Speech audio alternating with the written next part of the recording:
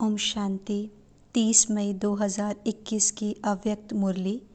Revise date 10 जनवरी 1988। वाणी का सार, मनन करने की विधि तथा मनन शक्ति को बढ़ाने की युक्तियाँ। आज रत्नागर बाप अपने अमूल्य रत्नों से मिलने आए हैं कि हर एक श्रेष्ठ आत्मा ने कितने ज्ञान रत्न जमा किए। ये ज्ञान रत्न जितना हम स्वयं प्रति व अन्य आत्माओं के प्रति कार्य में लगाते हैं, उतने ही ये रत्न बढ़ते जाते हैं। कोई जितना कार्य में लगाना चाहिए उतना लगा नहीं सकते, इसलिए रत्नों की वैल्यू को जितना समझना चाहिए उतना समझ नहीं रहे। इसका कारण मनन शक्ति की कमी है, क्योंकि मनन करना अर्थात जीवन में समाना और धारण करना, मनन ना करना अर्थात सिर्फ बुद्धि तक धारण करना। बाबा फिर एग्जाम्पल देते हैं कि जैसे कोई भी स्थूल खजाने को सिर्फ तिजोरी में या लॉकर में रख लो और समय प्रमाण कार्य में नहीं लगाओ तो फिर वह खुशी नहीं होती। ऐसे ही ज्ञान रत्न भी हैं, अगर सिर्फ बुद्धि में धारण किया और सुनकर खुशी भी होती है, लेकिन बाबा कहते भी हैं कि ये पॉइंट्स बहुत अच्छी हैं, लेकिन जीवन में हर कर्म में अगर उन रत्नों को नहीं लाते हैं तो फिर क्या होता है। बाबा कहते ज्ञान तो है लेकिन अंदर शक्ति नहीं भरती है। रत्न भी तो ज्ञान की वैल्यू को समझो। बाबा कहते ये जो रत्न है ये एक एक वैल्यूएबल है, इसकी वैल्यू को समझो।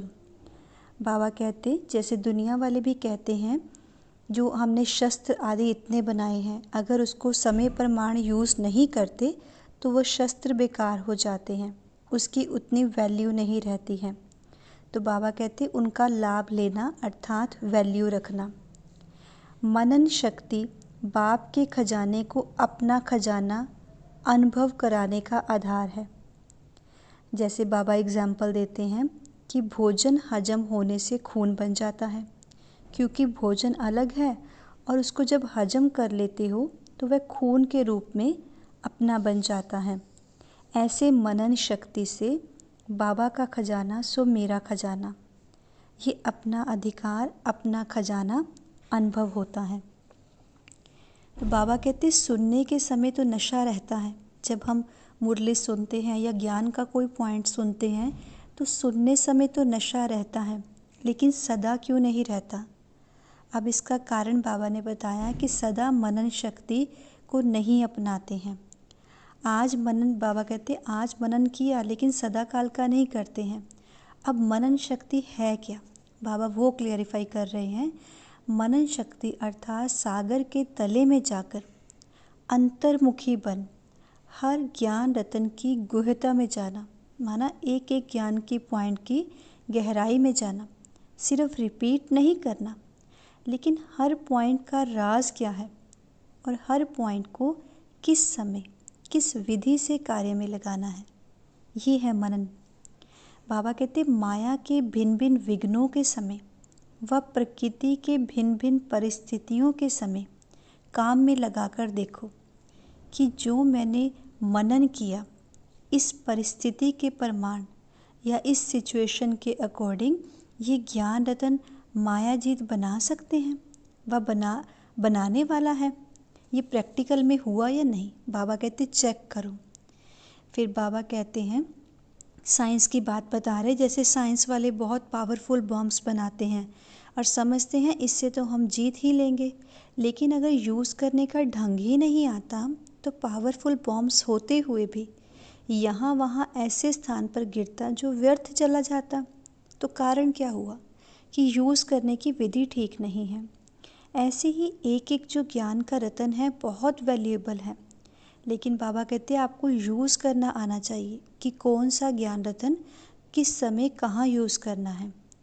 दूसरी बात, जो मनन शक्ति का अभ्यास सदा ना करने से समय पर बिना प्रैक्टिस के अचानक काम में लगाने का प्रयत्न करते हो, माना सारा टाइम तो हमने मनन नहीं किया और अचानक से हम सोचे कि बाबा ये ज्ञान का पॉइंट कहते थे, इसको हम ट्राई करें या इसको एक्सपीरियंस करें, तो फिर क्या होता है धोखा खा लेते हैं।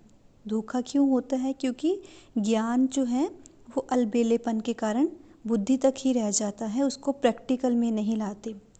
तो बाबा कहते हैं, चलते फिरते हर कर्म करते, चाहे स्थूल कर्म करते चाहे सेवा कुछ भी हो, सारा दिन मनन चलता रहे, चाहे बिजनेस में हो, ऑफिस में हो, चाहे सेंटर पर हो।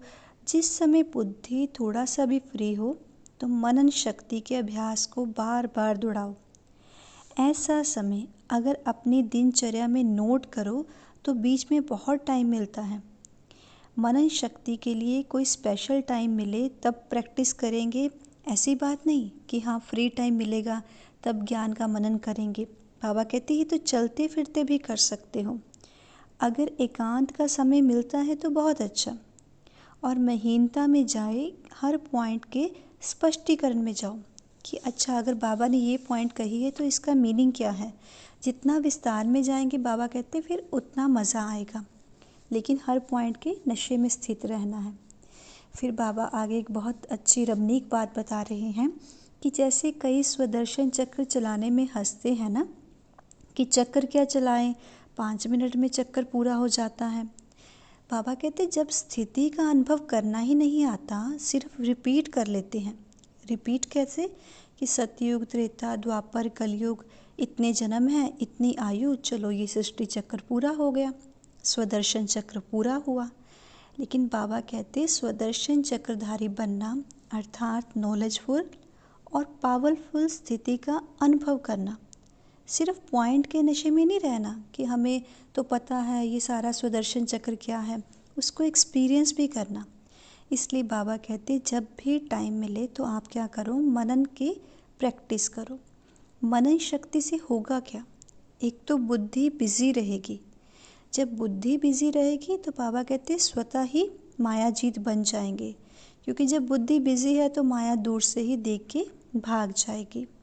तो बाबा कहते हैं कभी हार गए कभी जीत गए, ये तो चींटी मारक है।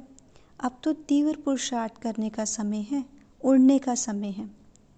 फिर आगे बाबा बताते हैं कि कई बच्चे सोचते हैं कि बीज रूप जो स्थिति है वो तो हमारी बहुत कम रहती है और बहुत अटेंशन देना पड़ता है बीज रूप स्थिति के लिए। इसका कारण क्या है? बाबा कहते जैसे मैंने पिछली अव्यक्त मुरली में भी सुनाया कि इसका कारण है लीकेज। बुद्धि की शक्ति जो है वो वेस्ट की तरफ ज़्यादा जाती है। बाबा कहते चलो वेस्ट नहीं भी चलता, लेकिन साधारण संकल्प बड़े चलते हैं। याद की शक्ति या मनन शक्ति जो होनी चाहिए वह नहीं होती। और अपने को कैसे खुश कर लेते हैं?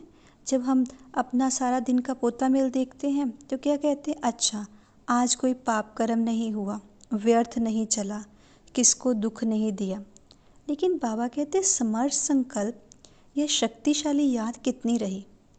अगर वह नहीं रही तो इसको कहेंगे साधारण संकल्प। कर्म और योग, कर्म और योग दोनों साथ साथ नहीं रहा। बाबा कहते हैं जितना मनन कम होगा उतनी लीकेज हमारी क्या है, उसका कारण क्या है, लीकेज बहुत ज़्यादा है। जितना मनन करेंगे उतनी हमारी लीकेज ख़त्म हो जाएगी। तो लिंक रहने से, बाबा कहते हैं मेरे से लिंक रहने से लीकेज ख़त्म हो जाएगी। और फिर जो बीज रूप स्थिति की हम बात करते हैं ना, चाहे फरिश्ता रूप की है, जो भी करना चाहे बाबा कहते फिर वो ईजिली कर सकते हैं। तो उसका आधार क्या है, जितना हो सके हम मनन में बिजी रहें। फिर बाबा ने पार्टियों से मुलाकात की कि स्वयं को तीव्र पुरुषार्थी आत्माएं अनुभव करते हो, क्योंकि जो टाइम है वो तो बहुत फास्ट स्पीड से आगे बढ़ रहा है। अब क्या है, समय कम है और प्राप्ति ज़्यादा करनी है। तो थोड़े टाइम में अगर ज़्यादा प्राप्ति करनी है तो तीव्र पुरुषार्थ करना पड़ेगा। तो समय अगर तेज है और अपनी गति तेज नहीं तो क्या हो गया, अर्थात रचना आप रचता से भी तेज हो गई। हम तो रचयिता हैं और समय हमारी रचना है। रचना से रचता आगे होना चाहिए। अगर आगे बढ़ते कोई भी साइड सीन्स को देख के रुक जाते हैं तो जो रुकने वाले हैं वो अपनी मंजिल पर नहीं पहुंच पाएंगे। कोई भी माया की आकर्षण जो है वो साइड सीन है। तो बाबा कहते हैं अभी बहुत काल का तीव्र पुरुषार्थ का संस्कार अंत में भी तीव्र पुरुषार्थ का अनुभव कराएगा।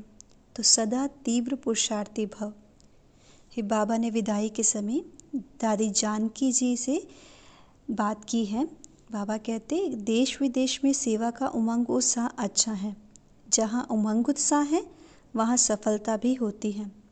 सदा ये अटेंशन रखना है कि पहले अपना उमंग उत्साह हो, संगठन की शक्ति हो, स्नेह की शक्ति, सहयोग की शक्ति हो तो सफलता उसी अनुसार होती है।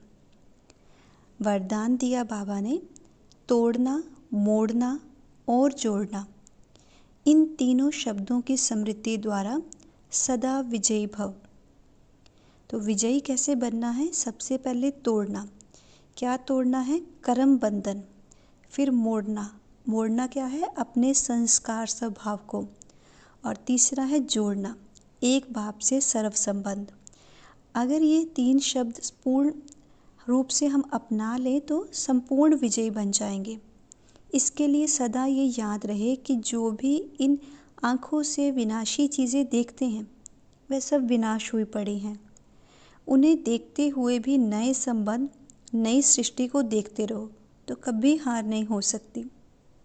स्लोगन है, योगी की निशानी है सदा क्लीन और क्लियर। अच्छा, ओम शांति।